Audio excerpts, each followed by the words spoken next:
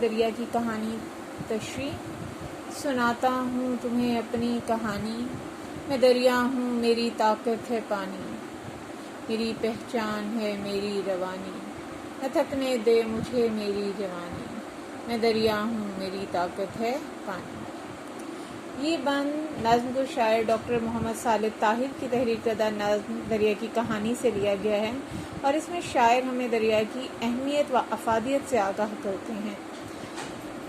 اس بند کے پہلے مصرعے میں شاعر کہتے ہیں کہ دریا اپنی کہانی اپنی زبانی سناتا ہے کہ وہ اللہ کی قدرت اور عظمت کا مظہر ہے۔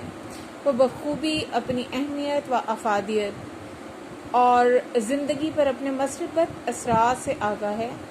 وہ جانتا ہے کہ اس کے پانی کے بغیر جانداروں کا زندہ رہنا ناممکن ہے، اس لیے وہ تمام پڑھنے والوں کو اپنی داستان اپنی زبانی سنا رہا ہے۔ میں دریا ہوں میری طاقت ہے پانی۔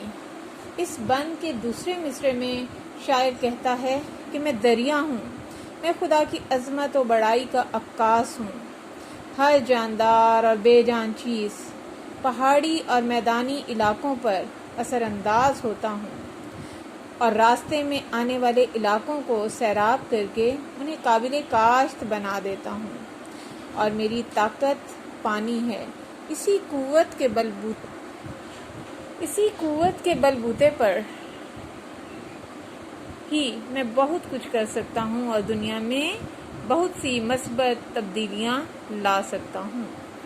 میری پہچان ہے میری روانی۔ اس بند کے تیسرے مصرعے میں شاعر کہتے ہیں کہ میری پہچان میری شناخت پانی ہے اور پانی کی روانی ہے۔ میرا پانی مسلسل رواں رہتا ہے، جس کے باعث مجھے طاقت نصیب ہوئی۔ اسی روانی کی مدد سے میں چٹانوں کو خاک میں ملاتا اور بنجر زمینوں کو روانی کی وجہ سے ہی زرخیزی کی نعمت سے مالا مال کر دیتا ہوں۔ نہ تھکنے دے مجھے میری جوانی۔ اس بند کے چوتھے مصرعے میں شاعر کہتا ہے کہ دریا اپنی خصوصیات بیان کر رہا ہے کہ جیسے جوان انسان چست ہوتا ہے، وہ تھکتا نہیں اور وہ مسلسل تیزی سے کام کر سکتا ہے، وہ الکسی کا شکار نہیں ہوتا، وہ سستی کا شکار نہیں ہوتا، بالکل ویسے ہی میری جوانی بھی مجھے تھکنے نہیں دیتی، اور میں دن رات رواں رہتا ہوں اور میرا سفر اپنی منزل کی طرف جاری و ساری رہتا ہے۔